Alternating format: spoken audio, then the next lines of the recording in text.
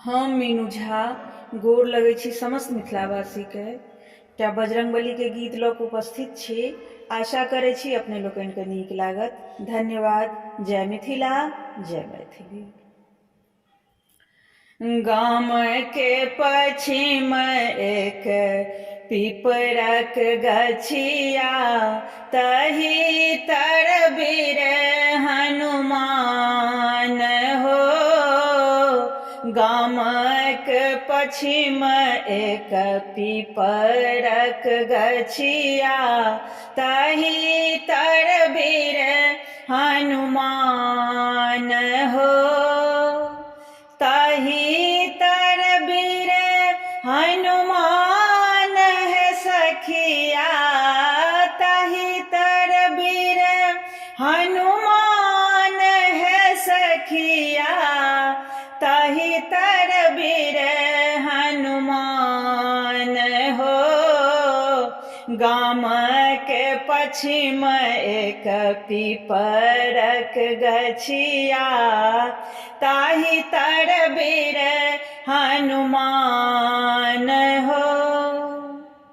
कौन दिन आहो हनुमंत तोहरो जन्म भेल, कौन दिन आहो हनुमंत तोहरो जन्म भेल, कौन दिन भेल छठिहार हो।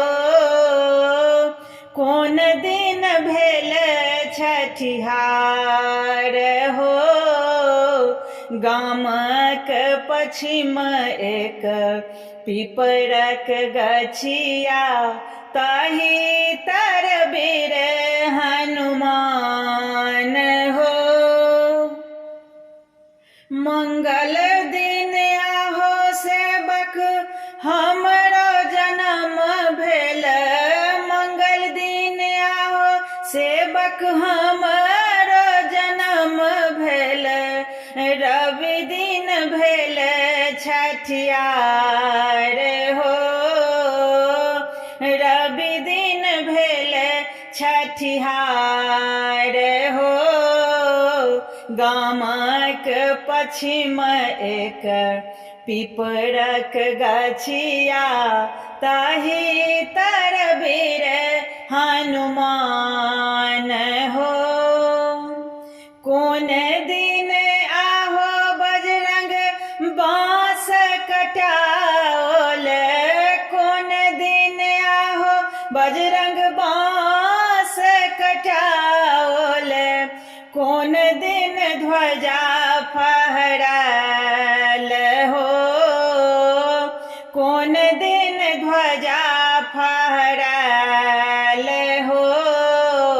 मंगल दिन आहो सेवक बाँस कटाओल, मंगल दिन ध्वजा फहराल हो। मंगल दिन ध्वजा फहराल हो। गामक पश्चिम एक पीपरक गछिया, ताही